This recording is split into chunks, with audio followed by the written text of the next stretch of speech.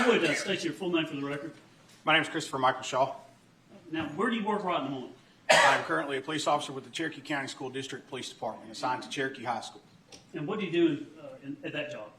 I am the main campus SRO for Cherokee High School. So I'm charged with safety and security of the main campus and all the surrounding areas of Cherokee High School. How long have you been doing that? I'm in my third school year. And prior to that, did you work for the sheriff's office? I did. I was employed with the Cherokee Sheriff's Office for 15 years. When did you go to the academy to become post-certified? In 2003. Tell us, if you would, starting with where'd you go to the academy? I went to North Central Law Enforcement Academy at Treadmill Mall. And after you graduated from that, where'd you go? The Holly Springs Police Department, where I completed FTO and was assigned to uniform patrol. And how long did you do patrol? I did patrol at Holly Springs for a year. Then I went to the Woodstock Police Department, where I was employed for 4 years. I was a canine officer and a member of the A-10 Traffic Enforcement Network and assigned to uniform patrol. In July of 2007, I went to the Cherokee Sheriff's Office, where I was first assigned to the Waleska Precinct and then to the Bridgeville Precinct. And in 2008, I was selected to become a member of the Violent Crime Unit. At the end of 2008, we combined ourselves with the Criminal Investigations Division, where I remained until 2021. So did you work in the jail capacity at all, or were you straight to the... I was one of the agency's first lateral hires at the Sheriff's Office, so I do not have any formal time in the adult detention center. Okay, so because you have police experience, you were able to come in and just go to patrol? Yes, sir. Done patrol, is that right? Yes. Done canine? Yes. So that's a specialization? Correct. Then got into investigations? Yes. Was it like a suppression team in the beginning, or just pure investigations? No, I went straight to the Violent Crime Unit. They were charged with investigating all crimes against persons that did not fall into the domestic violence category as part of the overall criminal investigations. When you went into the investigations, did you have to take any type of particular training, or do like investigations 1, 2, 3, or what type of training did you have to be an investigator? So we start our experience trying to figure out your path. I went to the GIPSTIC's first 1 week criminal investigations course. They condensed it from 2 weeks to 1 week and started there. Prior to that, I had taken training in domestic violence and law enforcement officer response. But you get that basic training not only from the Georgia Trouble Safety Training Center, but then also through your agency and through senior detectives who are teaching you how to work cases with your agency and introducing you into the court systems, learning how your court is going to prosecute and work those cases. And so it's a lot of on-the-job training, and then from there you can go into specializations. Did you go into type of specialization for the investigations? I did. I went to Crime Scene School, and I took crime scene processing down in Warner Robins, and started to really enjoy it, and that's where I started my foray into crime scene processing and becoming a state-certified crime scene investigator. What attracted you to do what I call the CSI crime scene? I like putting puzzles together, trying to figure out, working with the detectives, helping them answer those questions that needs more time to answer, and I'm afforded that time working that crime scene. When you first got into crime scene processing or crime scene investigations, you said you went to classes and things like that, and I think you said you were certified or went down, I guess, the professional track. What level of experience at 2018, in July 2018, tell the jury, give us a kind of your resume, what level of experience you have for crime scene investigations at that time? I was a state certified crime scene investigator. I attained that in 2010. And let's start with that. What does that mean? What did you have to do to get that? That means I completed the state's original prerequisites for becoming a crime scene investigator. There's a total of 6 classes. Once you complete those classes, you have to fill out a post application through the Police Officer Standards and Training Council. It's then submitted along with your post transcript. That's like our school records for all of our training, plus our certificates to show that it is in fact the prerequisite courses. Someone from my agency has to sign off on it and attest that I'm actually working crime scenes. So during my training, I'm working crime scenes with another certified crime scene investigator. Almost like being an apprentice in some ways. It is, because they require 40 hours as well, which I completed at the Gwinnett County Police Department in their crime scene investigation unit. So once I have all those hours, so right there is close to 300 hours just in basic formal training. That's not counting all the time that I'm working with another crime scene investigator, learning my craft. That's taking pictures, mapping crime scenes, that's looking at lots of latent prints, dusting for latent prints, and all that stuff that comes along with the types of investigations that we do here in Cherokee County. And so you complete that, the state sends you back a certificate saying, congratulations, you're now a state certified crime scene investigator. Now, when you're certified, is that where everybody gets a trophy, or is it you just show up and get it, or does it actually have standards and difficulties? No, you have to pass the classes, and they require a practical and a cognitive test during the fingerprinting portions. Photography requires a cognitive and a practical exam to pass the class, and if you don't pass those, you get sent home. You have to wait a year to take them again. What kind of practicals and tests and things do you do? During the fingerprinting portion, during classification, you have to classify 10 fingerprint cards, and so when I was going through in 2009, we were still doing the Henry classification. That is a manual classification that was created back in the 1800s by Henry in India to ensure that the workers in the British-controlled Indian continent were getting paid and not having people come and double dip and take money. And so we've taken that classification. We use that worldwide, and we had to do that by hand.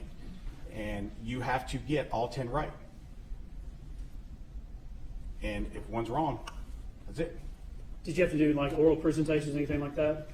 Not during the basic classes. That was in my advanced classes that I go to later. So after basics, you're qualified as a state at the lowest level, I guess. I don't mean anything against that, just level 1, I guess. Did you go into a more advanced class? Well, the state only has one level. What they did was they changed some of their prerequisites for the certification, and I took that additional class. And that additional class was the bloodstain pattern and analysis class, and that's a 40-hour basic class. That's your introduction to bloodstain pattern analysis. I went ahead and took it, even though I was grandfathered in under the old state certification. I took that class. If you didn't have to do it, why'd you do it?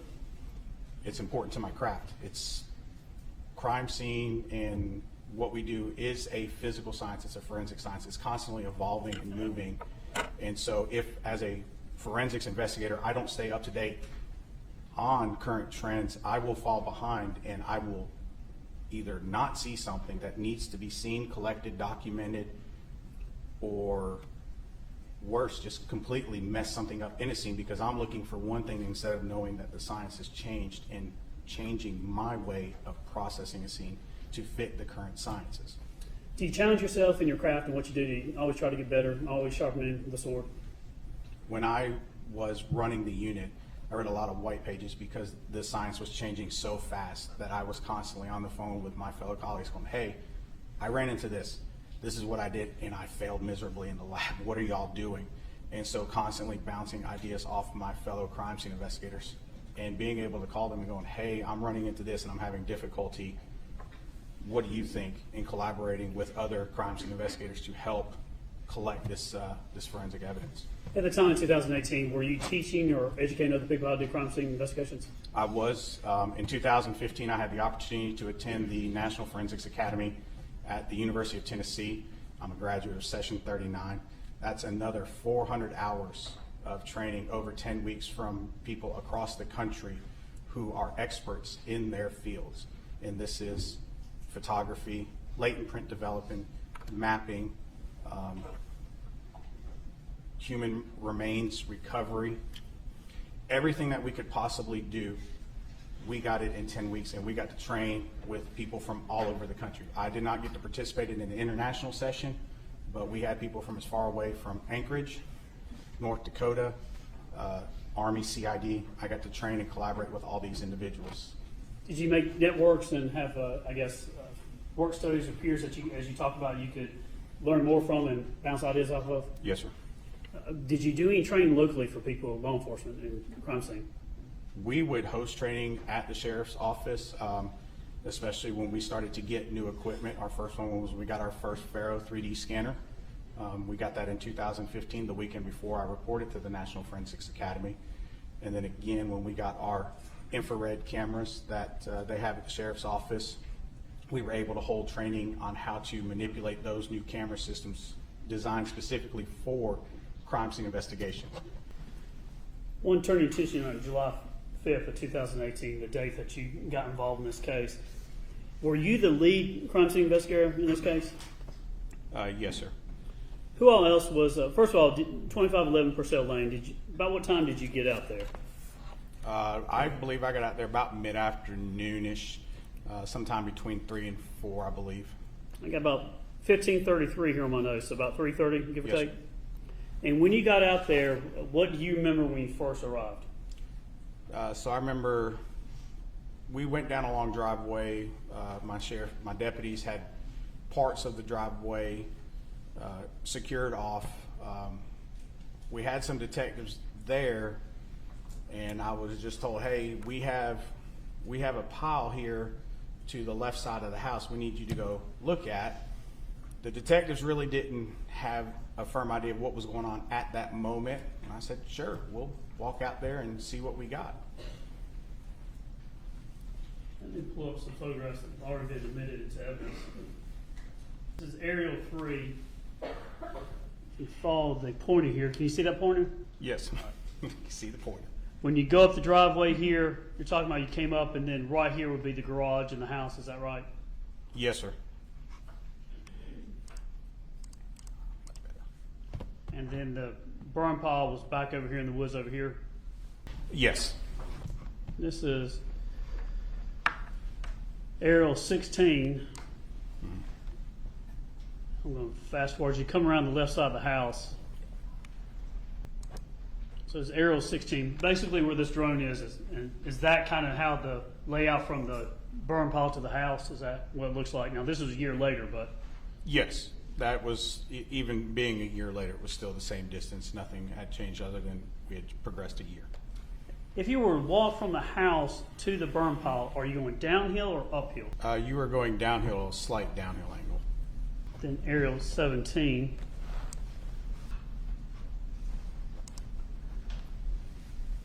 You got the doors on the left, the ones I'm calling the American doors, to the right, the French doors, and then as this keeps turning to the right, the burn pile will be back down that way. Is that right? Yes, sir. What did you know you were looking at, or what y'all were dealing with when you first arrived?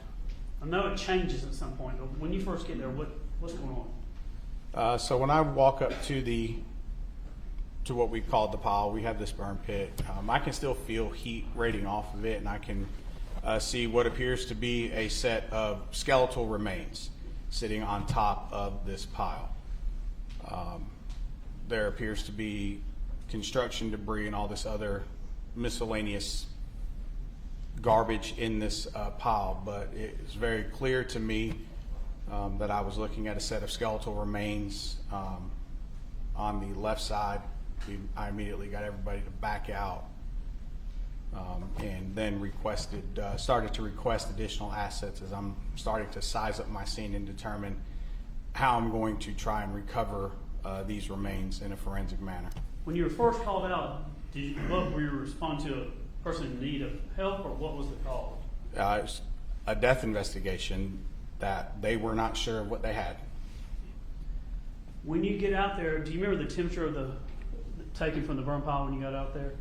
I know it was initially warm off me, so one of the things that I did request was have one of the fire investigators someone come out with thermal to give me a temperature.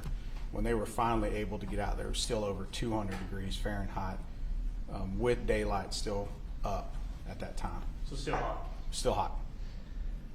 You back everybody out, then what happens from there? I requested through my chain of command to contact the GBI and the forensic anthropologist, Dr. Alice Gooding, to get her to come out and assist us with recovering this set of skeletal remains. And why did you call Dr. Gooding? What was about her that made you call her? Well, one, she's the state forensic anthropologist. This is definitely well inside her wheelhouse. And two, I'd never done this outside of a training environment. I did not know what I had. I know I had a set of skeletal remains on a pile. It was radiating heat at over 200 degrees. I don't know how this person got there and how they got to the state. And I'm not so far in my ego to go, I can do this on my own without calling experts who I know are going to, one, help teach me how to properly document this, but to ensure that we properly document and collect this entire set of remains. And for me, that's important because that person has a family. I want to make sure we're doing our absolute best to ensure that we do this correct, because we only have one chance to do this. And so if I can call help, and that help is here in our state, I'm going to use it. Had you ever had a crime scene like this before? I'd never worked a crime scene like this. I have burned 2 self-immolations in my career, and that is suicide by fire. I have worked those, but never one to this scope where I have both fire and skeletonized remains in an area that I know I need to properly document and recover. Did you know of Dr. Gooding, a reputation or anything, or what was it about her that made you know that she does this type of stuff?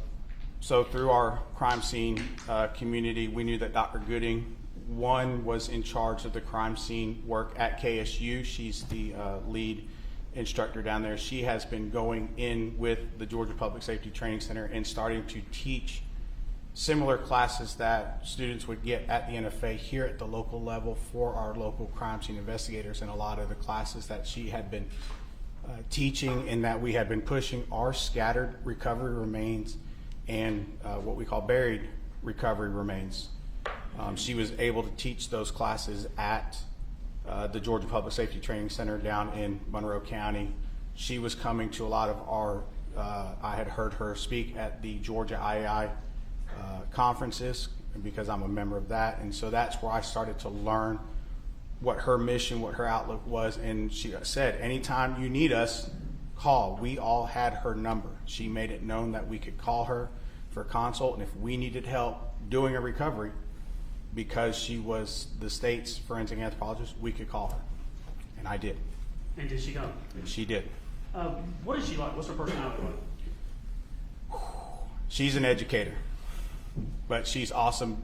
She did bring one of her master's candidate students, and she was very nice to ask permission before allowing that master's candidate student into the scene. They are all vetted through her program, so that person is documented in my report. But she shows up with all her gear ready to go. And so I actually had to tell her, okay, hold on. I got to lay some groundworks for what we're doing because it's still our case. But I did call her for help. But she is super outgoing. She's very easy to talk to. And she started explaining stuff to myself and my lieutenant again, and it started to come back to us as we're laying certain lines to start setting up our recovery. But ultimately, because she's the state forensic anthropologist, I let her take lead on that. That's her purview, because she's also going to catalog those remains. She's going to make sure we document the complete skeleton, and she's going to make her notes because she's going to produce a report for us too, because this is a police investigation. Growing up, I like to watch things like Indiana Jones, and when they would go to a site and they would be systematic and have little brushes, little picks, and things like that. How would you describe Dr. Gooding's system as she would get in and start doing stuff? What was that like? Exactly the way I was taught at the National Forensics Academy, because she helped teach up there, and that we do use brushes. What you do see in that is actually real. Had this been a buried, we would have had a 5-gallon bucket, and it would have taken several hours to do this. But we have our lines laid, and everything's broken down into grids, and we don't move from one grid to another until she says it's clear, and she's got her catalog going. And so it's very systematic. It's fast, but it's slow, where we can make sure we're accurately documenting everything. She would take the burn pit. Did she divide it into 4 quadrants or 4 sections? Yes. And how would you rope it off, or what were we going to see in the photographs? So what we do is we start to lay what we call a datum line. That's our north-south line. So you're going to see orange string, and you're going to see it broken into quadrants, and you're going to see arrows indicating north. And what we're doing is we're trying to express in 2 dimensions something that is 3-dimensional. So when we attack a scene like this, we're looking at it on 3 axes. We're looking at it from length, from width, but we also want to show height and depth. That way we can explain how far down certain remains are. And it's more defined when we're actually in a vault recovering from the ground. But we still do it on a scattered because we want to show how far or how close something is in relation to the central mass, if you will. So if we have a large mass in the center, we're going to say that's the center, and then we're going to measure out and say our furthest point is 6 feet down and 8 feet across. And if I can show you that in 3 dimensions on a picture, it makes it easier than just reading off numbers. And so that's why we lay these lines. We also split it into quadrants to make it easier for us to tackle a large scene so that we don't forget anything. What kind of tools or things did you use to do this? Did she bring anything? She brought all her tools, but sifters, buckets, garden trowel, stuff you would find in the gardening center of any Home Depot, Lowe's, or Walmart. That's what we use. Now they're all clean and sterile, and she brings them with her. But it's common tools that you would recognize, except for our sifter. Our sifter is waist level. Each forensics expert builds theirs to meet their needs. Let's look at some of these photographs here. I'm going to tender into evidence. It's Shaw 1 through 281. And investigator, did you have an opportunity to meet with us and go through all these pictures and the videos and everything? Yes, sir. And were they fair and accurate photographs of what was done at the scene and other things in this case? Yes, sir. So, Judge, at this time, I tendered evidence states exhibits, but it's Shaw 1 through Shaw 281. All right. Objection? No. All right. So Shaw 1, what do we have here? So with this first series of photographs, all I'm doing is taking overall photographs outside of the crime scene tape. As you look at one, as you look at the photograph, there's a pine tree to the right, then is that the beginning of the burn pile? So this oak right here, that is Okay. is directly in front of the left side of the pile, and then that pile extends from that tree over to the right. Now, at this stage, there's no really markings or anything. What is this? How early on is this in the processing the scene? I'm waiting for Dr. Gooding to arrive, but I'm still taking pictures, trying to do something to be ahead so that when she arrives, we can tackle the next task. But you didn't dive into the pile and start doing anything until she arrived No, sir. on the scene. And was there anything with the pile itself when you first got there that you noticed and thought, here are some things of interest? Other than the skeletal remains, I, for whatever reason, kept getting the smell of citronella, and I don't know why. And that's not a normal smell for me at a death investigation. I mean, I generally smell other smells related to the artifact of death, but I kept smelling citronella, and I was like, did I spill some when I was filling mine at my house? I don't know, but I just, every now and again, as I walked around the pile, I could just smell that. 13, this is looking from one side of the pile, and you said it was still hot to the touch. Was it on one side or certain parts of it that were that way? So I didn't walk all the way around. When I got close to it, did what most was just stick my hand. I was like, that's still radiating some pretty good heat. And I own firefighter rated boots because I do sometimes have to go into arson scenes. And I wasn't willing to walk close to that in those boots. I was like, let me see what the actual temperature is. One, I wanted it to be safe, and two, I needed to document it because it was still radiating quite a bit of heat for this condition. How can you compare that? How hot is that if it's over 200 degrees? Well, we boil water at 212. We can get scalding burns, I believe, between 110 and 160. That's hot enough for me to go, I'm not willing to melt polyester to my skin, and I'm not willing to risk the firefighter rating of these boots. We get an expert out here, see what the temperature is, and see how long we need to wait before we can actually work. Shaw 14, as I zoom in, what did you notice first when you got to the pile? So this one, I'm on the left side, and I'm shooting over I can see what appears to be part of a hand, or at the time what I think is a hand. I see what appears to be part of the rib cage, and I'm starting to orient myself. I see parts of different degrees of what I believe are temperature variations. So when we look at something, we say clothing initially blocks heat, it won't burn evenly. That's what I'm seeing in my head, and I'm trying to figure this out, but I see that it's compact too, and I'm like, okay, is this someone who's fallen over? Because I don't see what we would traditionally think of as a full skeleton of a human being. So did someone fall over? Did someone experience some sort of issue that caused them to fall here? All these are running through my head as I'm taking these pictures, trying to process this and think of next steps to go. How am I going to document this, and what am I going to look for? And at this time, you didn't know anything about a bullet in the ribs or anything like that? No, sir. 15, 16, 17, now we're getting on to 18. And who do we have in this picture and what's going on? So these are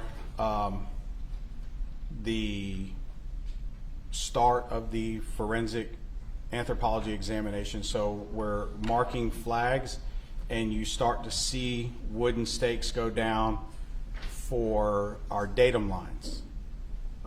And then we have master's candidate students and the deputy coroners in helping to rake and clear while we're taking pictures.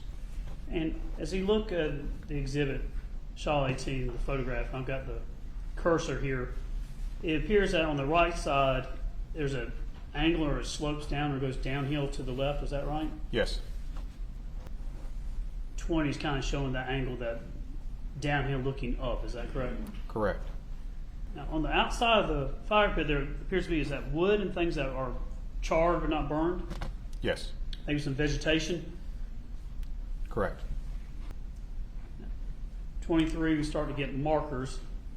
Now the A, I know that's going to be renumbered at some point, but what are we doing here in 24? What's this showing? We are starting to build our quadrants. So we're laying down our north-south line and our east-west. We're also, we have angle indicators on those lines, so that if we need to run a tape measure across at one point, we can see what that angle is at that measurement point. So we run the lines and then run the tape. We have our 4 quadrants, but the lines aren't completely square, and we keep it within our boundaries of where we see evidentiary goodies.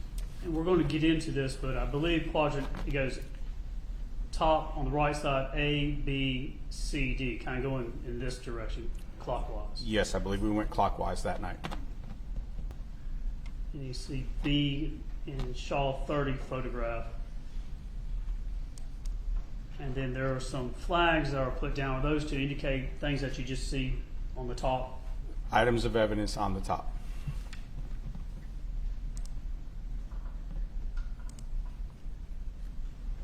Here shows the Shaw 32 shows the 4 quadrants. Correct. So if this is A, B, C, D, and most of the evidence, the remains were found in A and B. Is that in A and B?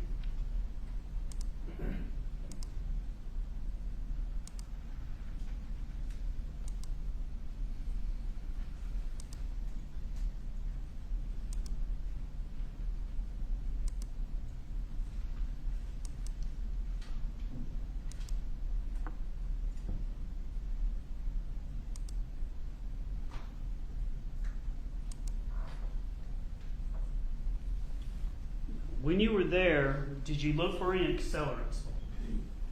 I did not. Did you find any, happen to see gasoline cans or gasoline any, containers, anything like that? I did not find any in the area of the pile. Was there various items, different things, was wood, fencing, bottles, cans, trash, all kinds of different items in this fire pit? There was, yes, sir.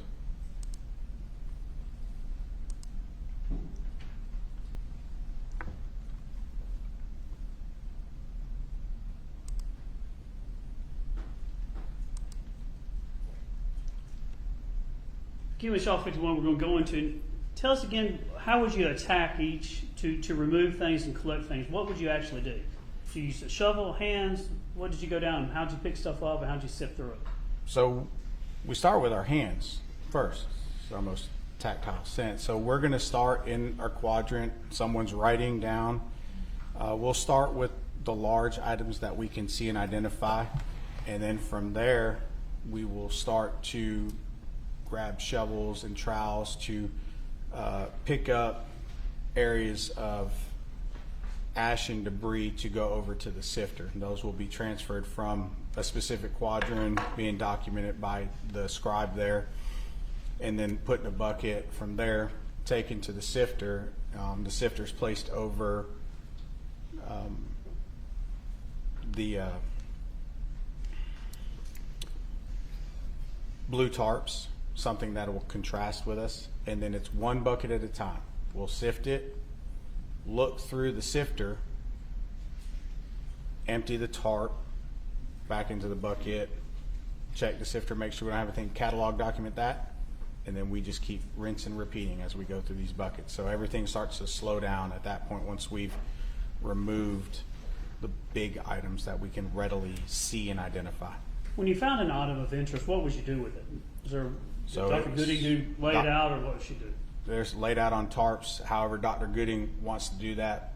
Like I said at the beginning, she's kind of running that. I'm just making sure, one, I'm learning, and two, anything that she needs. But she's running that process. But she's laying stuff out on tarps. She's cataloging the skeletal remains as they're removed, checking on us. I get to do the manual labor. I was sifting some stuff. We're also continuing to rake and make sure that we don't miss anything within that specific quadrant. Once we're done with that quadrant, we move on. In Shaw 55, we have these, you see the ground has markings like, was that how that was, or is that something y'all did? That's from us raking. Did you notice around the burn pile itself, was there any signs of raking or a tractor had been used for something to clear the land? No, not around that, because the area on the edge of the burn pile was still green with vegetation. But did you see that there was evidence that a tractor or RTV was in that area? Not during this point of the investigation. This is 57. What's going on here? Is this just an example We're of what? examining small bone fragments. 58, what is just scooping buckets? Is that how that would work? Yep, we're troweling using a dustpan. We're troweling into the bucket. Once we're satisfied with that, it goes to the sifter. We sift it. Again, we look for small bone fragments, items of evidence, pieces of clothing, and lay those out. Shaw 62, what is this? That is a picture of our sifter in one of the buckets that we sifted. And you have a sift, and then the bigger piece would remain on top like this? Yes, sir. And then we'll go through those with the forensic anthropologist, the master's candidate. We'll pick out the bone fragments. Those will get cataloged. Pieces of construction debris will be examined. If it's not of any evidentiary value, it's returned to another area.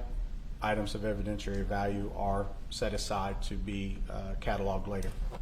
Up to this time in your career, have you been or responded to scenes where a person's body, whether it's alive or dead, a person's body has been greatly demolished, cut up, hurt, broken, otherwise lost to injuries? How many of those have you been to? I've been to several hundred of those. And have you seen bones and things like that? Could you recognize certain type of bones, or was the experts able to recognize it much quicker? They're able to recognize them much quicker, but that's part of my NFA training is a week of anthropology. And I was called many times upon my return by detectives from all over the county. Hey, we found this bone. You know, Fido brought this bone up to the house. Can you look at it? And I had books that I would carry with me to help me identify difference between animal and human. Have you worked shootings where people have been shot, actually shot? Yes, sir. You ever seen anybody get shot and still be able to move or walk a distance? Oh, yes, sir. Like what? One of the last cases I worked, the shooting victim went 125 feet before he collapsed. He was shot inside a home, collapsed on the street after traversing an outer porch, down a set of stairs, across a very large front yard, till he collapsed in the street. Have you seen people that have been shot and even after they've been shot, they'll be able to go a distance or move on their own? Yes, sir. How about blood? You see people, different levels of when people are shot and how much blood is there? That depends on the projectile type, where the person was shot. Did it hit a major artery? Did it hit a bunch of muscle? Did it hit, bone and deflect somewhere? That really depends. And then what were they wearing? Is it winter time? Are they wearing several layers, or are they wearing a pair of shorts and a t-shirt? A different amount of blood, even though people have been shot. You seen that? Yes, sir. 63, just a sifting again? Yes, sir. 64, Still sifting, looking for small. 65. Same. And then 66, what are we doing here? We are at what we call the bottom. We have now hit Earth. So we have recovered all of the burned material, whatever that may be. And so we will scrape another layer just to ensure that we've not missed anything. So we try to go to Earth and then scrape a layer. I'm seeing the photographs that it's daylight and it's nighttime. How long were y'all out there? I believe I watched the sun go down and come back up that particular day. 4 or 5 a.m. is when I finally left the first full cycle of work. Painstaking process, slow and tedious. Yes, sir. 67, what are we doing here? We are running our metal detector. We want to make sure we don't leave anything. Did you find any blood at the scene out on the burn pile? No, sir. Now, as I go through these, this is the blue tarp photographs. What are we doing here? So we're just documenting stuff that we found within those quadrants.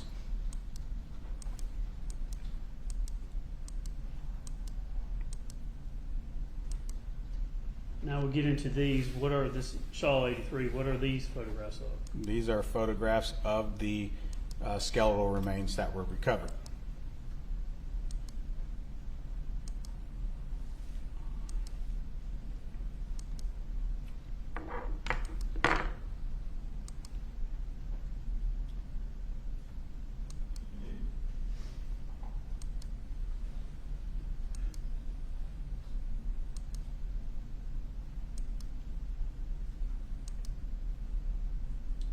At some point during the investigation, there was something found in a rib. Do you remember when that happened? Yes, sir. I believe it was well after midnight when I was made aware that something had been discovered lodged in the rib cage.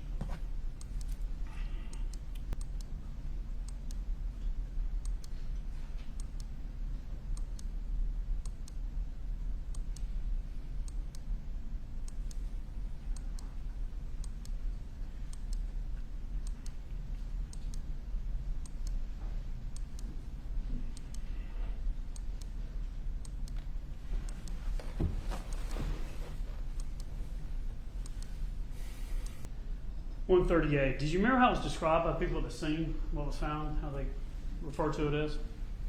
I don't remember I don't remember if they said it looked like an eraser or, I don't remember what exactly they came and told me. I do remember they said, hey, we found something, you have to come look at this now. I said, okay. What happened from there when that was found?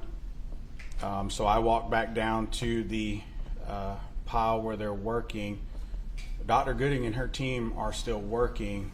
Investigator Olenek, who was taking my picture, says, Sarge, here you go. And I went, that looks like a projectile. Everybody stop what you're doing right now. I had to explain to Dr. Gooding, ma'am, I need you to stop for a moment. Everybody stopped. Went and got one of the detectives. I believe I went and got Lieutenant Clark, but I know I let Lieutenant Ballard and then know. Say, hey, we've got a projectile.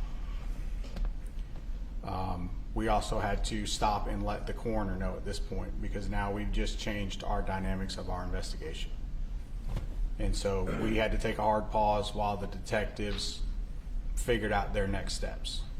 And so I had to wait for them until we could get back to work on what we were doing. You were investigating a death, Correct. but now you're investigating possibly a murder. Is that how it shifted? Yes. Didn't find any gun. So if it's a suicide, you respond to a suicide. What do you look for? The same things I look for in a homicide. We'll try to look for defect. I'm looking for angle of entry, back spatter.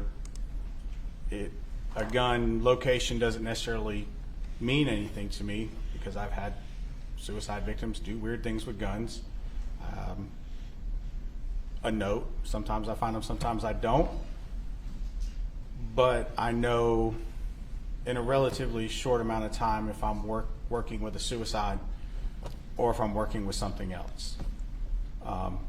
This case was unique because, yes, we had a projectile, but it was still in a set of burned remains.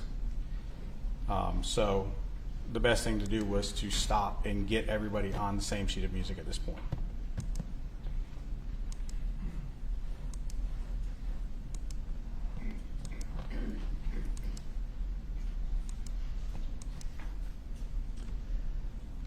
Shaw 166. What do you remember finding this? Yes, Seeing this? I remember seeing that. Now, came back out at some point and we're working this scene, but there's a photograph taken of a tire mark in Shaw 174, and in relation to where everything is at. In Shaw 174, when you look at these tire marks, what is at the top of the picture? That's the pond they have on their property in between the main house and their pastures and their barn out to the far right.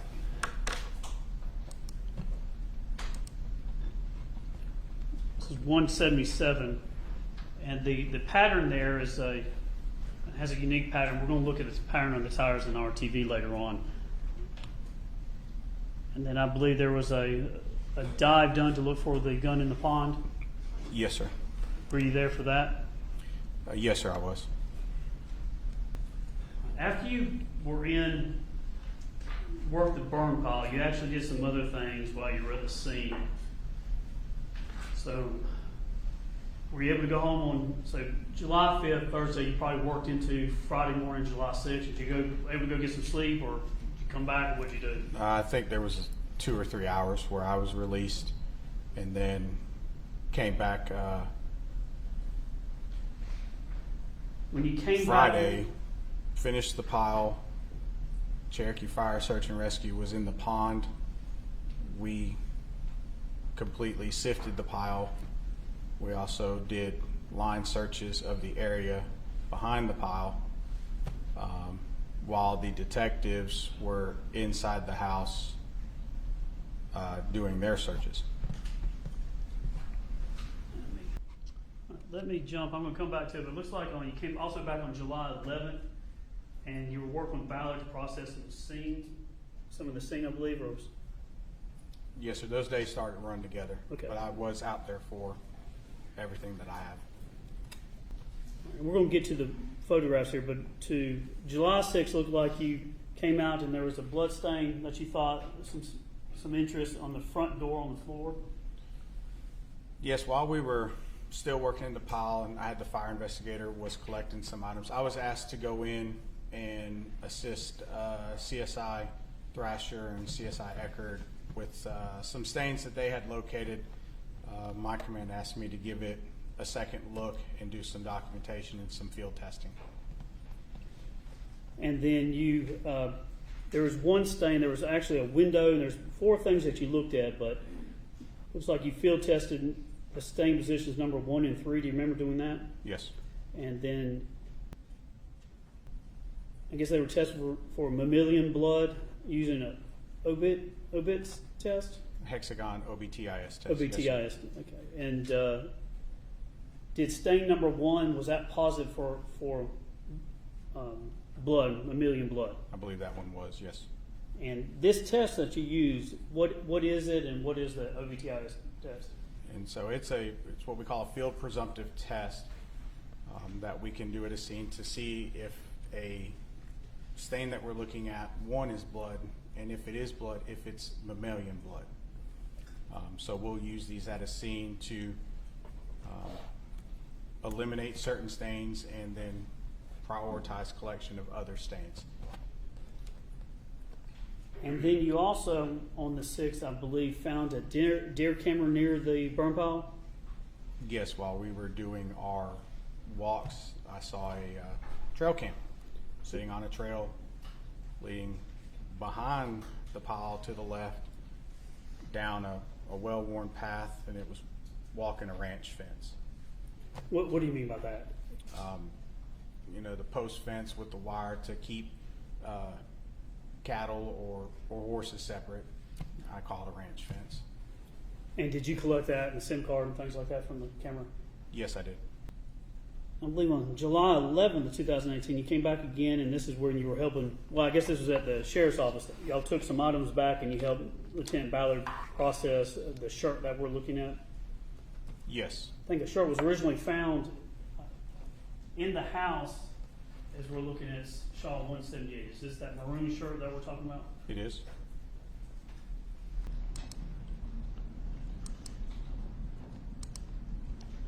And then I believe for the sleeve, at some point y'all took that and had it sent off to the GBI. Is that right? I did not do any further processing after what I did in the lab. I know we did note some stains and let the detective know there was some stuff there that could be sent off. Right. I don't recall if it was ever sent off. We've stipulated to the reports that items were sent to the GBI and tested. Oh, yes, sir. 188. This is a picture on the, I think on the front of the shirt. What did that look like to you? To me, at first breath, it looked like a scorch mark. Consistent with soot or something from fire? To me, it just looked like a scorch mark. It was something that was important enough for me to document. So I wanted to make sure that my case detective knew, hey, this is here. All right. And then there was a OBTI test done on the shirt for blood. And what is this? It looks like a protein test, but tell us what this is. So this is and this was done at the house. This is in our lab.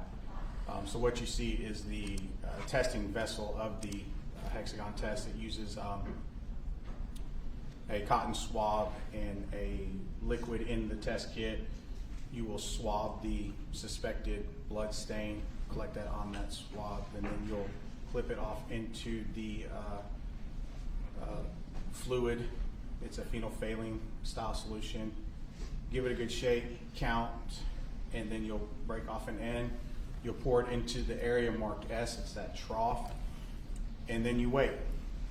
And so the first line you'll see is the control. That tells you, hey, the test is working correctly. The second line, the T, that's your positive for mammalian blood. So the control C and then T here. And then some shoes were taken from the house, 2 pair of Nike shoes. Is that right? And that's what we have That's here. Correct.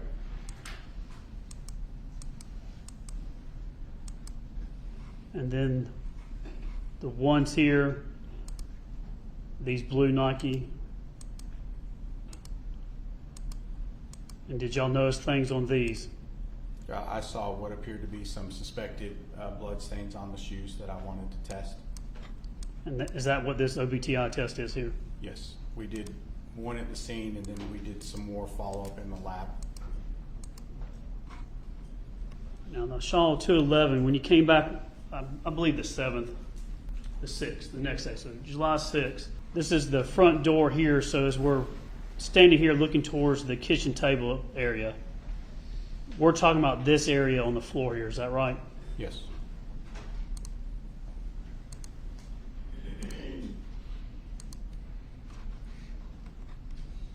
Shaw 215, is this the spot we're talking about? Yes.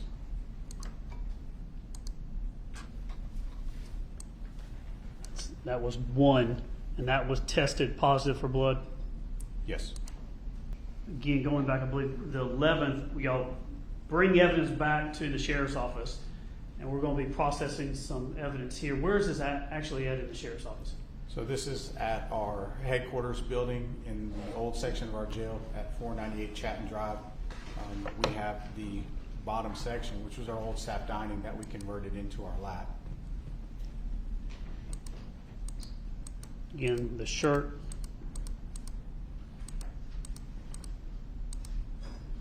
What do we have here? And so I've put this shirt under an alternate light source. I'm just looking at it. And this is 232 for the record, sorry. I'm looking at it under UV light. Blood is the only liquid in the body that doesn't fluoresce under UV light. It's going to turn brown. All I'm using this for is to help locate and verify what I'm seeing in the natural light is a location that I need to pay attention with when I take pictures or do any field presumptive testing. Then brought the shoes back too. Yes. And then you and Lieutenant Ballard processed the, I believe, the RTV, is that right? Yes, sir. And swabs were taken from, looks like the RTV, the L2 shifter, the shifter up here on the steering wheel, I believe. The swab was taken from there, GBI item 25B, and that was taken and sent off to the GBI. Is that correct? That is correct.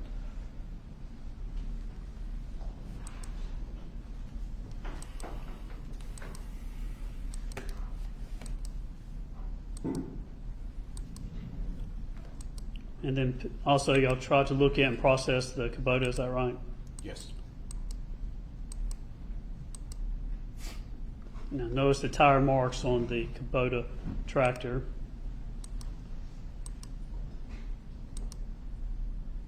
Now this type of tractor, is it one of those kind of easy to drive? You press forward, it goes forward, press back, it goes backwards? I don't know anything about the operation of the tractor, but I know this one is not one of the models I'm used to where you have to run the handle up on the top side and engage the brake. But as far as the movement, I'm not familiar with it. But you see the pedals here on the right. Yes, sir. This is Shaw 264. What do we see here? So we're looking at a chemoluminescence reaction with the application of Blue Star onto the hood of the tractor closest to the fuel filling station. Looks like something in 264 is blue here as I point to it, and blue below it here. What is that? And there's some blue over here. And that's an indication of blood.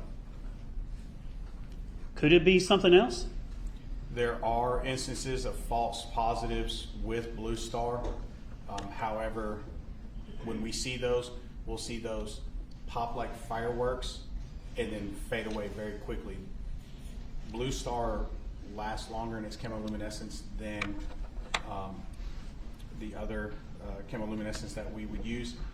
And so not only is it glowing, but you can see where it's attached itself to any trails of blood as it runs. So we know this to not be a false positive. It's an indicator that there could potentially be blood there. Is your reputation as a crime scene investigator is important to you? It's very important to me. If somebody, not that they would do this, but if someone is there and just says, take a fast picture of this or something like that, are you going to let anybody tell you how to process evidence? Not on my case, no, sir. Now, you're not going to just, if it pops real fast, get a real quick picture, are you? No, sir. And we've got some photographs here. We're going through the RTV. Now, as we get into, this is 268, we get into things here. We're going to try to do something. And if you would, Judge, with your permission, I'd like him to step down and actually show how we do these. But this is 268-1. This is 268. Is it? Can you see it very clearly? Looks like just darkness, doesn't it? Yes, but I can see it because I'm attuned to it. But yes, it is a dark picture. When we shoot Blue Star, it has to be dark.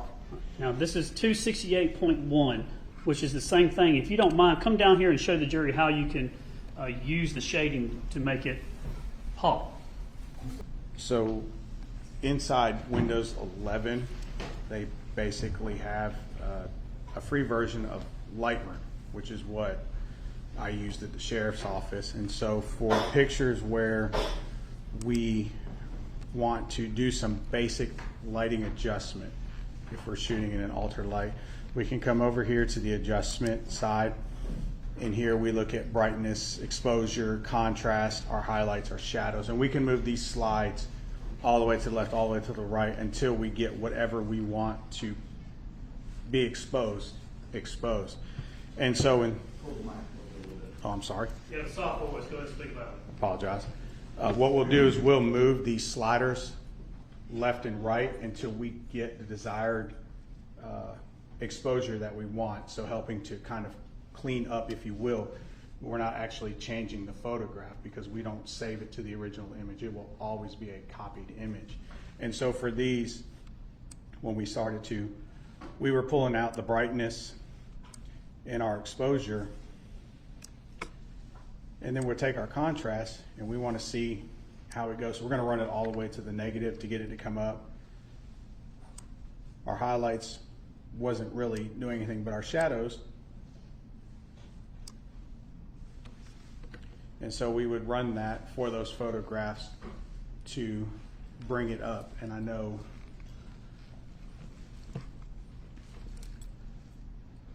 your screen, you can't really see it, but there is. My screen looks completely different. Yes, sir. It has to. It probably has to deal with the tie-in, but I assure you that there is a change on a computer screen where we can then save it as a copy. And so in this instance where you see parentheses and a number, that is a saved copy. And then we can further explore that inside our metadata and make sure that we haven't altered an image. But that's how we do that in the Windows program. I think if you have a seat, I'll go through that, and I'm going to cancel it because I'm not going to save this one. So 268, and then before trial, you were able to get with one of our investigators and adjust it. Is that right? That is correct. So this is 268.1, which is the adjusted, and what do we see here? The chemoluminescent reaction of the blue star on the towel that we located in the back of the RTV. And what is that indication of what it could be, possibly be? An indicator of possibility of blood. 269, what do we see here at the bottom? Chemoluminescence reaction. And 269.1 with the adjustment, same thing? Same thing. 270, kind of right here. 270.1, is that adjusted? Yes, sir. So let's see if the so this is 270, and you just adjust the light. Is that what you would do? Yes. So as I go with brightness to the left, it gets dark. If I zoom over, you actually can see it. Yes, sir. And then, so it takes a dark picture. When blue star on you, you're better able to actually see it pop. Is that right? We're able to see the chemoluminescence reaction. And basically what I just did there is what you do with these photographs. 270, 270.1, same thing, adjusted, unadjusted, adjusted. Correct. 271, 271.1, 272, 272.1, 73,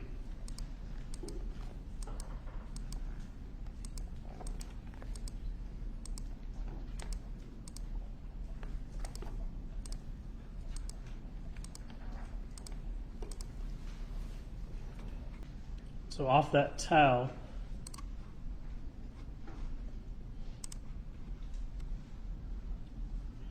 he has some illumination from Blue Star. Did you process the the RTV, the tractor, the shoes, the shirt, the floor in the house,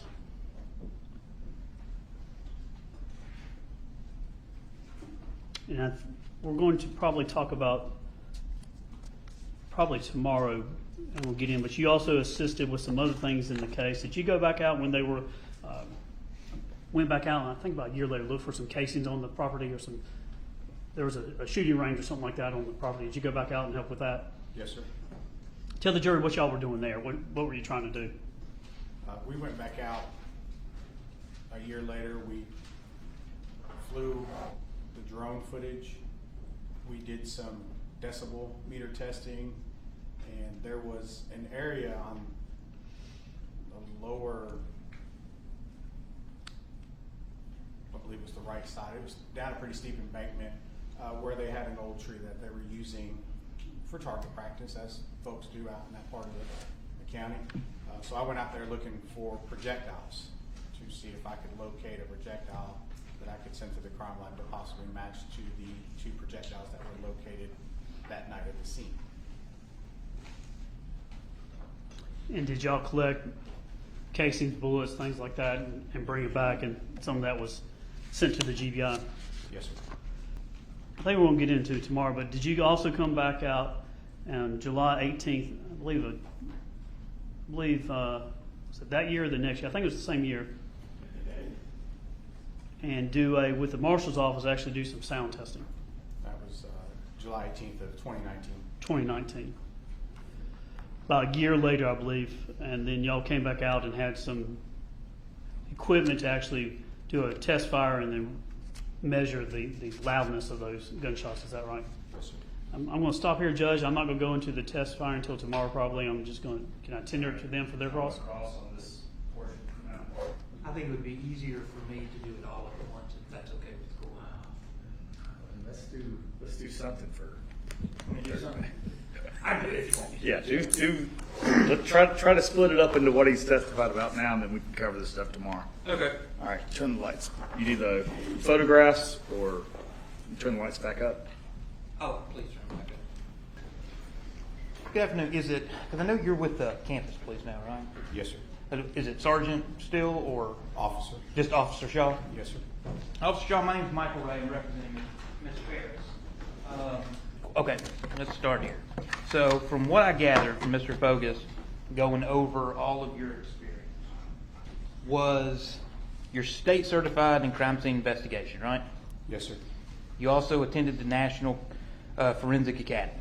Yes, sir. And at this point on July the 5th, 2018, you were the lead crime scene investigator at the Purcell Lane house. Yes, sir. Okay. So, in terms of crime scene investigation, the buck stops with you. Right? Yes, sir. So, and then the person above you would have been Lieutenant Ballard. Correct. Right. So the witnesses before you, if I've been yelling at them about things not being done, that's your fault. Fair to say? Fair to say. Yes, sir. Okay. Now, so let's get into kind of what you did. With the house, because I know you had told me that you were still out at the burn pile around midnight and you found the bullet in the rib around that time, after midnight. I believe it was after midnight. Yes, sir. All right. Now, we heard from was it Sergeant Westbrook? He's the one that actually noticed the bullet first. Okay. Okay. Yeah, not okay. Is that correct or not correct? Well, if he noticed it first, then that's correct. Okay. Well, wouldn't he have notified you if he found it first? I guess here's my question: who found the bullet in the rib? I was notified by Investigator Olenek. Investigator who? Olenek. Who was Olenek. taking the picture. Yes, sir. Okay. All right. So he told you, and then that's when you would have called Lieutenant Ballard, I'm assuming, or somebody. Yes, sir. All right. And that would have been presumably into July the 5th. Into the 6th, I believe. We were out there on the 5th. Oh, yeah, you came on the 5th, so it would have went to the 6th, Yes. yes. All right. Okay.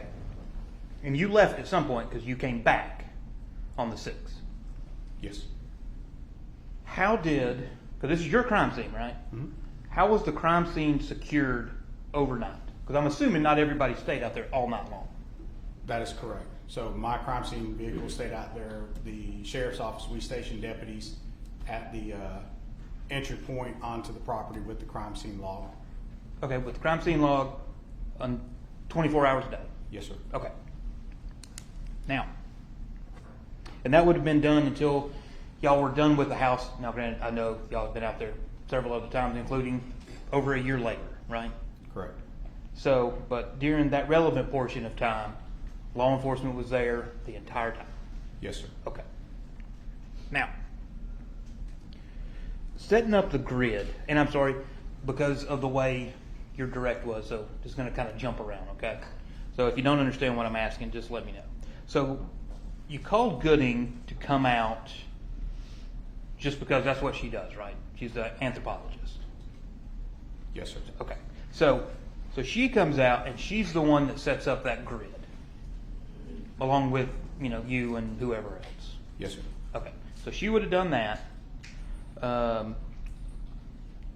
How long was it from the time you saw the body, made the determination, got the approval, that Dr. Gooding showed up?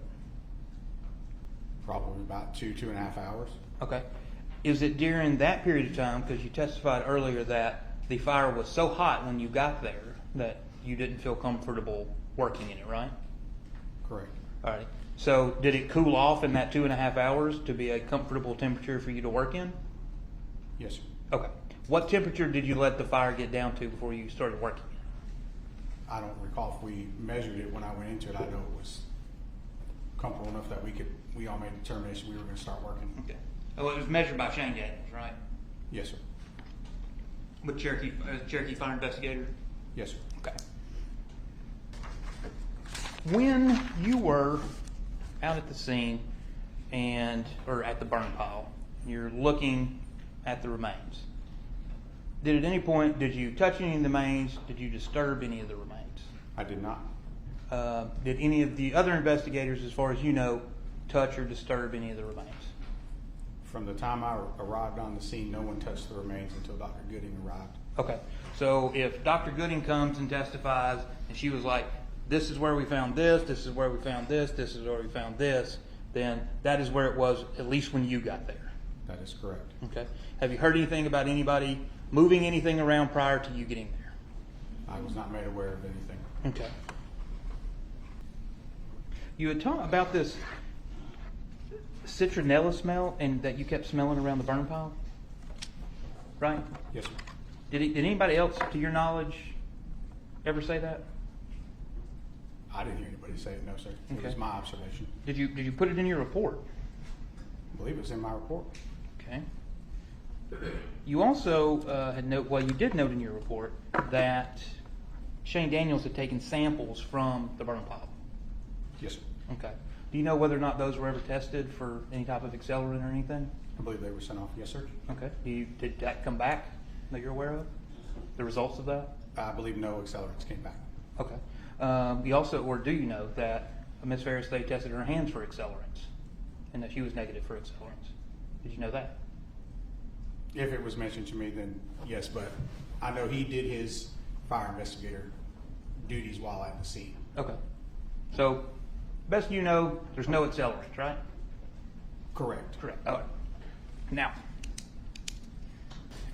you stated that there was, you observed no blood at the burn pile, correct? Correct. And that would be, let me pull this because this is a kind of a tricky picture. So this is actually a photograph. The house is to your back, right? Yes, sir. Right. And so going from the house down to the burn pile, it's somewhat sloped, right? Correct. So you didn't observe any blood going from the house down to the burn pile, right? I did not know, sir. Okay.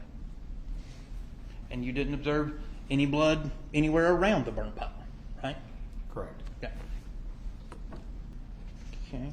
So that is what you had originally referred to, or some of the investigators referred to as the eraser. Yes, sir. That looked like an eraser. All right. When that was taken, did Dr. Gooding or the coroner take that into evidence? The coroner took the remains into evidence. Okay, so Dr. Gooding got them from the pit, contained them somehow, and the coroner then took custody of it? The remains were cataloged in white disaster bags so that the coroner could seal those and take those with her. Okay. And as far as you know, this projectile was sent off to the crime lab as well? Yes, sir. Okay. So did, going back to 174, Mr. Fogus had asked you about the tire pattern here in 174, 175, 176, 177. Any imprints or anything done on that?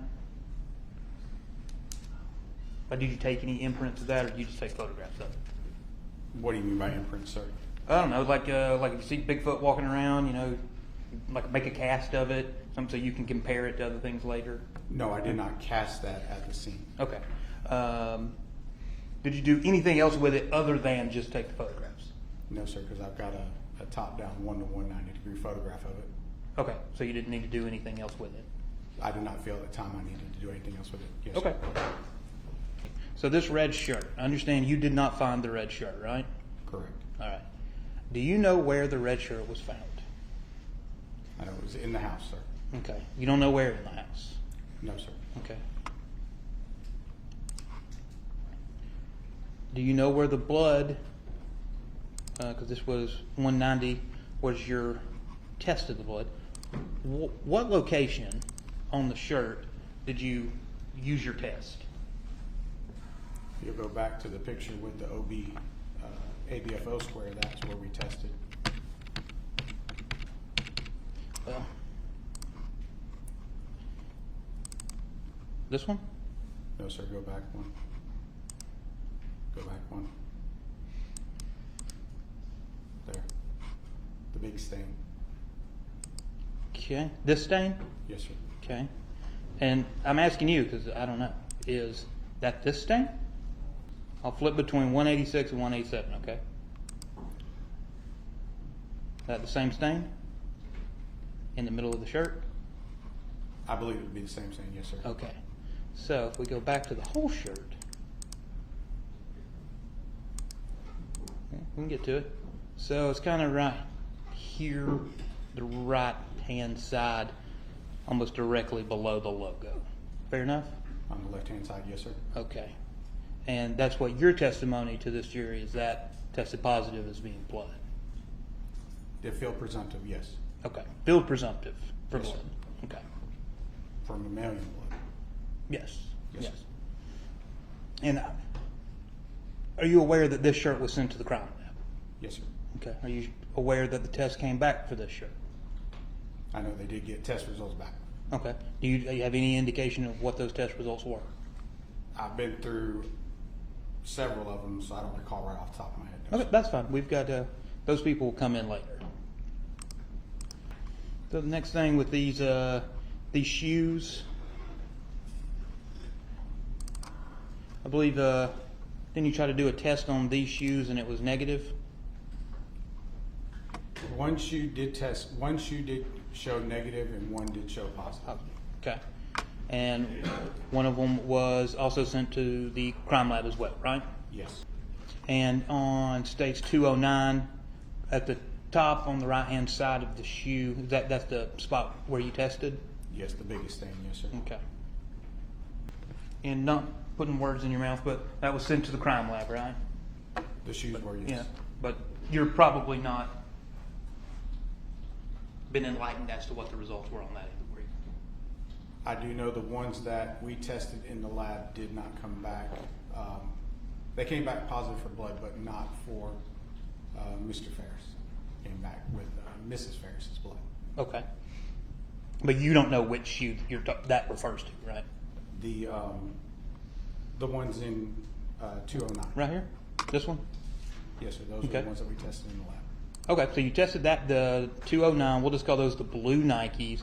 So that had Miss Ferris's blood on it. I believe that's what the report said. I was made aware of that. Okay, you didn't do the testing. I did the field presumptive testing in our lab, but we sent it down to the crime lab. Okay, yeah, that's what I'm talking about. Did anybody tell you what the crime lab said about it? that I believe it came back, it was not Mr. Farris's blood. Okay, exactly. Thank you. All right, now this little spot. So I'm going to show you 213. So this little entryway between the front door and going into the dining room, there is that little spot right there. Did you field test that spot specifically? Yes, because it was a large volume. Okay, so that is what you wrote in your report. That is stain 1. Yes. Okay, so that tested positive for blood. Yes. Okay. Did you then swab that and send it to the crime lab? I don't recall if I swabbed it or not. I'm pretty sure I did. Now, whether it went to the crime lab, again, I don't know. I was never asked to complete that process and send it down. We already established that this is your investigation, right? So who do you got to ask to send evidence to the crime lab? So I conversate with the case detective. So it'd be Detective Hayes. Yes. I Okay. would not make assumptions on the directions of his case. So you would leave it up to him to decide what evidence you test and don't test? While you're actually investigating the crime scene? The crime scene itself was already investigated. This is follow-up forensics investigation. And so No, this we would is never- this testing that you did right here, this spot, states 217, that's on July 5th or 6th. that was tested at the scene and it tested positive for blood. And then what my question is, because your report says nothing about it, did you swab it, bag it, tag it, and send it off to the crime lab? If it is not in my report, then I did not swap it, nor did I collect it. Okay. So if it wasn't swabbed and sent to the crime lab, we have no idea whose blood that supposedly is, or even if it is actual human blood. Correct. Now, you also had talked about with Mr. Fogus, there was another stain, you called that stain 3, and it was negative, correct? Yes, sir. Then there was also what you had reported being stains 2 and 4, but they were too small for testing. Correct. Because I was just confused about this. So, states 232, the ultraviolet shirt. This is still the red shirt, just under ultraviolet light. Yes, sir. Now, you were talking with Mr. Fogus that blood is the only thing, and I'm maybe paraphrasing, blood is the only thing that will glow brown under ultraviolet light. Is that what you meant? No, it doesn't fluoresce. I've not found where blood fluoresces under ultraviolet light. So, blood doesn't fluoresce under ultraviolet light. Correct. Okay. So, presumably, I'm assuming what you're implying is that it's your belief that some of these other spots were potentially blood. They could potentially be, yes. Okay. So I'm assuming when you put this light on this shirt, you would then pull out those handy little, what do you call them? OB TIS kits? The OB TIS? The hexagon OBTIS kits. Yeah, okay. So you'd have pulled out one of those and tested those spots, right? No, sir. Okay. You just did it on that one little spot where we had previously identified kind of in the middle of the shirt. Correct. Okay. So any of these other spots you didn't test, and you're not familiar with what, if anything, came back from the crime lab? We did not test those for field presumptive positive or negative testing in our lab. It's a documentation, and then if it's sent off to the lab, we let the crime lab do their testing on it. Okay. And but you don't know what the crime lab testing was? Correct. Okay. Now, let's go to the RTV. Now, a lot of the RTV stuff, this photograph, this is when you brought it over to the jail, right? Which you call it your lab, but your lab's at the jail. Yes, sir. Okay. So this is brought over to the lab. You actually did a lot of the Blue Star testing actually at the residence, right? Lieutenant Stewart did get samples out there for us. Okay. Well, I just thought Lieutenant Stewart just took the photographs that you were doing the actual Blue Star. Not at the house. All my Blue Star was done here at the lab. Okay. Do you know who did any Blue Star at the house? If anybody. If anybody, it was the GBI. Okay. Let me ask you this, just while, because I know you had to go up the chain of command to, I'm assuming, hire Dr. Gooding to come out here to remove the remains, right? Like you had to call Ballard. Ballard had to call Captain Pinion, and Captain Pinion had to give the okay, right? Yes, sir. Okay. And somebody, I'm not 100% sure, I don't know if it was you or was it Lieutenant Ballard, made the decision to call out the GBI, Lana Coffey. Who made that call? Lieutenant Clark. Lieutenant Clark. Right. What was Lieutenant Clark's role in this? He was the person's unit lieutenant. So he would have been over. You kind of got a deep voice, so a little louder. I'm Okay. sorry, he was the person's unit commander. The person's unit? Crimes against person. Oh, crimes. Okay, crimes against person. So he was that commander. So he made the call to call out Elena Coffey. Well, it had to start with him because it was done outside of my purview. Okay, so he's over here, and him or somebody made that decision. Yes, sir. They didn't ask you, Correct. right? Even though you're the lead crime scene guy. Correct. Correct. All right. How many crime scenes? I know you had said you'd worked in Gwinnett and stuff like that. How many of these investigations, larger investigations, have you done being at Cherokee? Probably a dozen or so large-scale investigations to this magnitude. Yeah, that's what I'm not talking about the little things. Have you seen the sheriff's office call out the GBI before? Yes, sir. Okay. Have you seen the sheriff's office call out the GBI to essentially conduct the investigation? Yes, sir. Okay. Do you know why the GBI was not called in to conduct this investigation? Because we could do our own. Okay. Who makes that decision? And if you don't know, you don't know. I understand if that's above your pay grade, but to the best of your knowledge, who makes that decision? To call the GBI? Yeah. Well, that would come from the command staff. The command staff? Yes, sir. Okay. All right. So, jumping into the RTV. With that, I lost my spot. You had done some swabs on the RTV, right? Especially the L2 shifter. That was at least one swab that you had done. We actually don't have. There's no photographs of the R2 shifter, at least that are in evidence.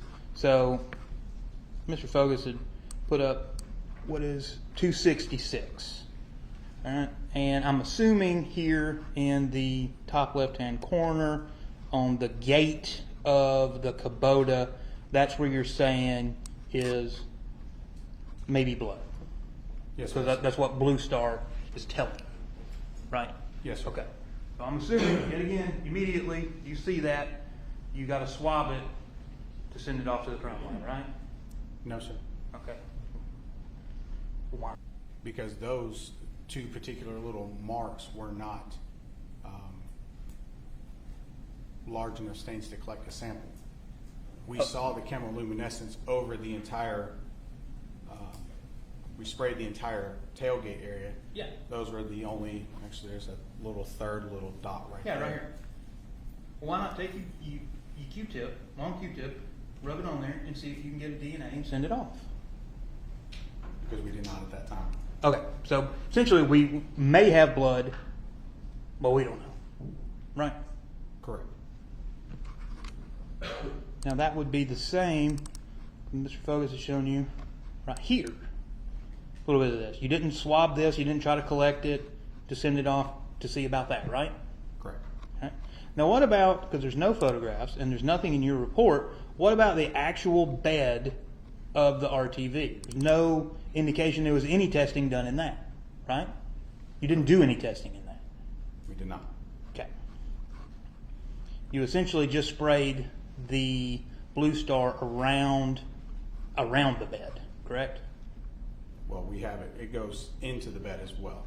Okay. You didn't see any blood in there. We did not get any chemoluminescence reaction. Okay. From the bed of the RTV, just so the record's clear. Yes, sir. Okay. So, this tractor. Now, when you were doing this, because your report doesn't, at least your initial report that I have doesn't talk about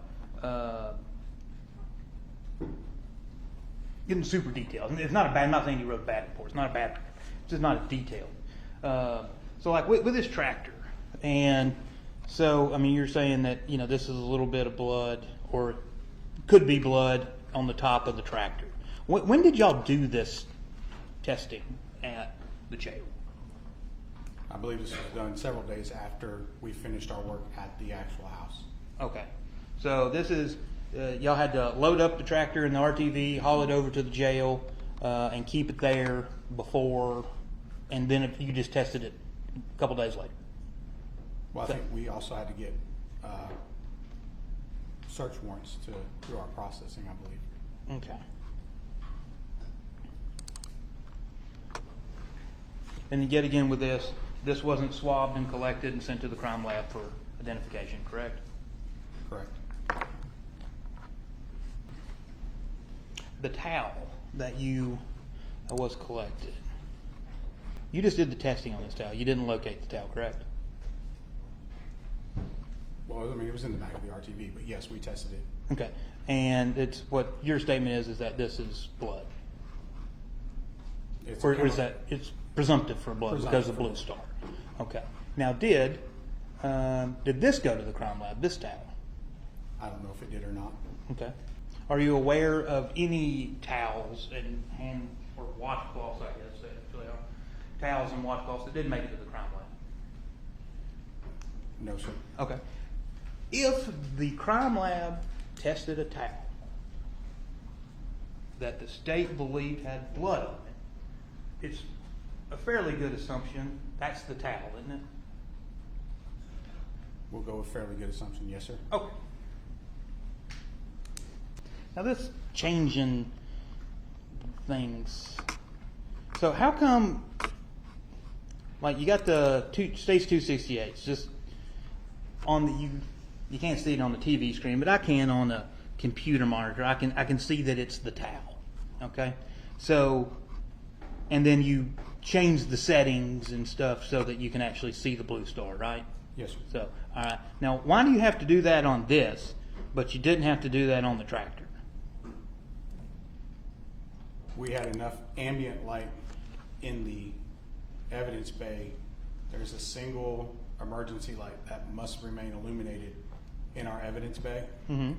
That provided enough light for the camera to capture the chemiluminescence. When we did the towels in the lab, we can turn off all our lights. And so we were trying to adjust our cameras out to pick up the reaction and see the outline of the towel. I'm confused. I thought you needed total darkness to be able to see blue star. Okay. If I sprayed it right here on the table, and let's just, there's blood there, would I see it light up? Well, if there's blood on the table, we wouldn't need to use the blue star. Okay, fine. There's blood on the table. I wiped it off. Now I spray the blue star on there. It would need to be dark in here to see the chemiluminescence, and we would use the ambient light in order to adjust the camera out to take the picture. You have Okay, to so kinda use it basically two and two. you have to get the light setting to a certain point to allow you to be able to see it. But it's not total darkness. Correct. Okay. We're shooting on full manual functions on our camera. Okay, so why don't you, for some of those towel photographs, instead of manipulating the contrast and the brightness of the photograph, just take it somewhere so you can actually take a proper photograph? Because if you keep reapplying blue star, you'll lose the reaction. And so we have to try our best in our reaction time, because if you keep saturating the towel, you're not going to get a reaction at that point. Well, wouldn't it be a smart idea to do the testing the first time in a place where you know you have the proper light? We did in our lab. I mean, obviously not if you got to sit there and change the settings on the photograph to be able to see it. And you don't need to do it on all of them. Yeah, and what we did is acceptable. Well, I didn't ask you if it was acceptable. I Moving mean, and let's changing make it a- easy. It did. Well, no, because it's not in a written. You have manipulated the photograph by taking out what it actually is so you can see something, right? Mm-hmm. Exactly. You didn't have to do that with the tractor because the tractor is in a proper spot to be able to see what you're trying to see, right? It has enough light to be able to see it. Yes. Okay, but you're testing the towel in a place that you're intentionally testing it there, and you can move it. I mean, it's a towel. You can pick it up, move it wherever you want to, and you can move it somewhere else, so you would not have to manipulate the photograph. Correct. No, I could see the reaction in my camera, and I could see it in my lab. But we just can't see it in any of your non-manipulated photographs, right? Like 268. Do you see any luminescence? I do. Okay. Judge, if we can, I'd like to stop there. I don't want to let him go just yet, so I may come back tomorrow on cross, if that's all right. All right. All right, anything else? I'll just tomorrow.